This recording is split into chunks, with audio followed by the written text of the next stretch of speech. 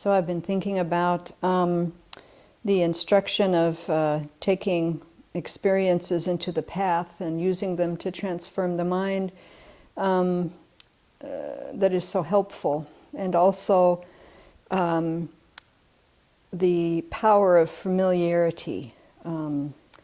So those two in conjunction really become a very powerful practice.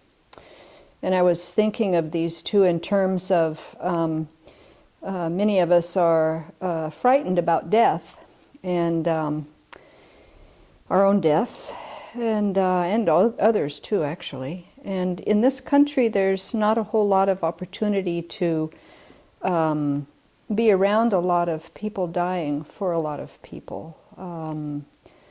So the practice of familiarity is not so accessible in this culture anymore like it used to be. But there is a practice that we can do daily that will help very much transform the mind, and one can get familiar with the whole process of dying and transform the fear and take it into the path. And so the method for doing this is to use each night as we're falling asleep as a process that's similar to dying. And so as we're falling asleep, we can take refuge and fill our mind with virtuous thoughts and think about benefiting others, and practice keeping our mind on those thoughts as sleep overtakes the mind, which is very similar, I think, to how death overtakes, and this thing comes and then happens. So it's very similar to when sleep takes us. And so if we practice each night in that way, we end up becoming familiar with that process and also strengthening the mind, which is what we need to do so that we're prepared at the time of death, so that we don't get pulled into all the afflictive states of the mind. And then the dream state is quite like the bardo, or the intermediate state.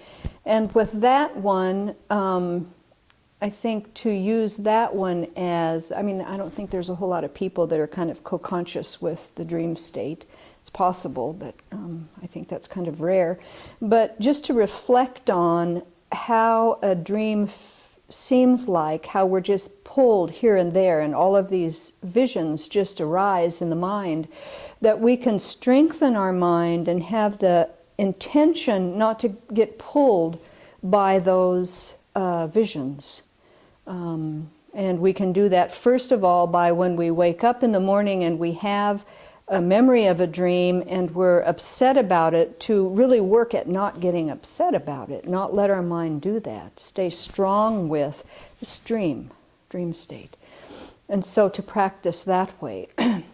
And then in the morning when we wake up, that's like rebirth. And so again, the first moment of consciousness to take refuge, the first moments to fill the mind with virtuous images, to fill the mind with the thought to benefit others, to do everything in one's power to help others, to familiarize with that daily, then strengthens the mind. Then when we take our rebirth, the chance of that kind of thought arising is there because we're creating the causes and conditions for that.